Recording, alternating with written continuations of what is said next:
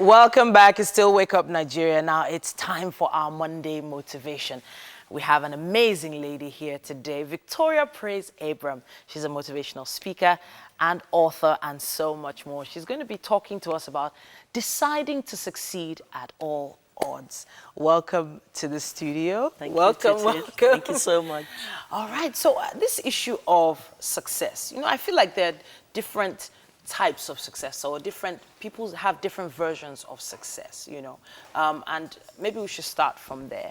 So deciding to succeed possibly means deciding to be better than you are already. Yes. Right?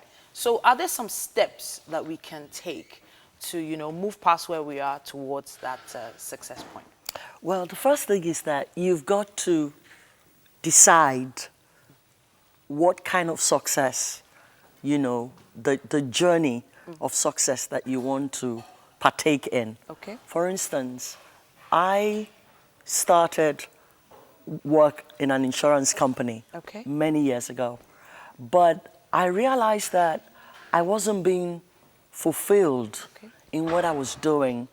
I wasn't maximizing my skills. I wasn't living up to my highest and best potentials.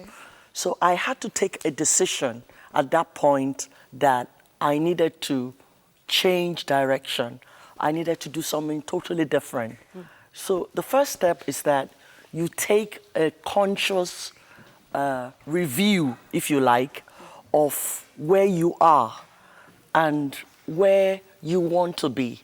So taking that conscious decision and effort takes a lot of energy. It takes a lot of determination, effort, if you like, but you've got to get to that point in your life where you're dissatisfied with status quo, with things around you. So what you're saying is possibly if you're in a workspace right now and you discover maybe you're uncomfortable with where you are, maybe you just don't fit in anymore. Maybe that's the point where you need to, figure out where you're going? Well, you need to be sure that you're not just tired of the place. It's got to be bigger than just, nuances and, stuff that's happening around you. It's got to be something within you that is stronger than the environment. You've got to be sure that the next step that you're trying to take is the right step. Okay, so a lot of people have possibly made that decision. They've made that conscious decision to move towards success. But then they've hit a stumbling block. They've hit a bump in the road.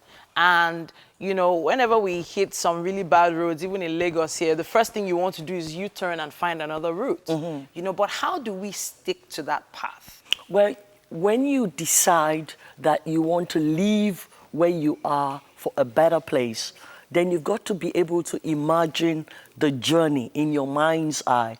You've got to see clearly where you're going, beyond where you're coming from. You've got to see beyond where you are now to where you ought to be.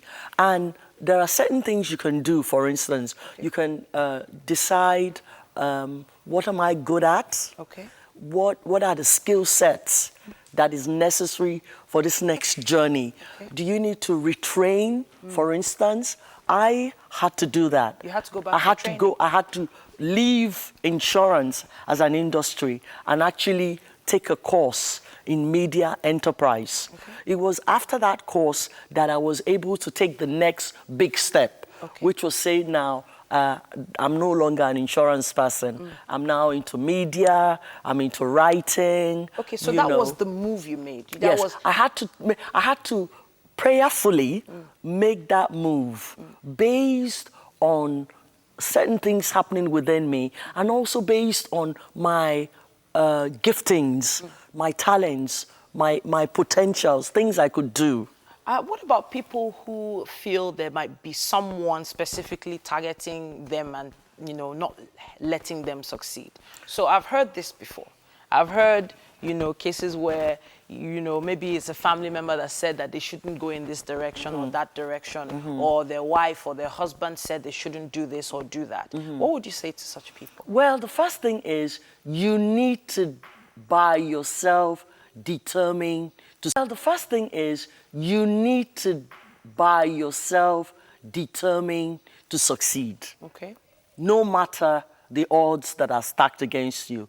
There will always be odds stacked against you. There will be family issues.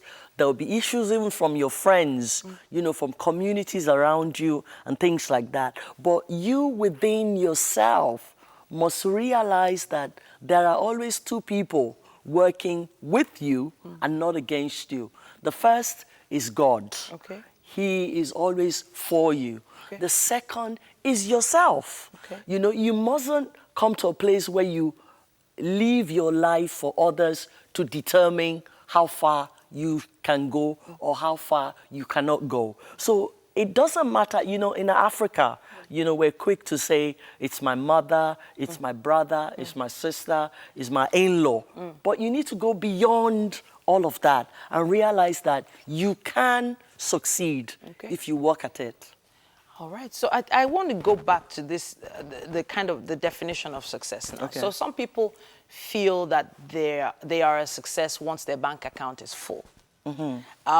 But there are possibly some, you know, professions that people go into that don't really fill your bank account, but they help you feel fulfilled. Yes. So you might have some family and friends saying, how much does she even have? But she already feels fulfilled. Yes. But what would you say to such a person in that situation? Well, you know how it is. For instance, I started writing about maybe 11 years ago. Okay. And in that time, I've been able to do about 11 books. A book a year? About a book a year, you know, because I'm passionate about writing, you know. So I don't have all the money in the world yet. I know I'm going to get there. But the fact that I'm able to start writing, continue to write, put my words in people's space and people's hands is enough fulfillment for me. Okay. So for me, what I have decided to do, I've been able to do. And that is the meaning of success. It's not about the money that you have in your bank account per time, even though money is good. All right, then. I like the way you ended it there. Money is good. Money is good. Money is good. Oh, wow. Yeah. Yes. 11-time writer or author, Victoria Praise Abraham in the studio here. Thank you for motivating us. Hopefully we motivated you too. But it's all about making sure that you connect with us on social media right now. Tell us how this particular interview has affected you, and hopefully you use the hashtag WakeUpNigeria.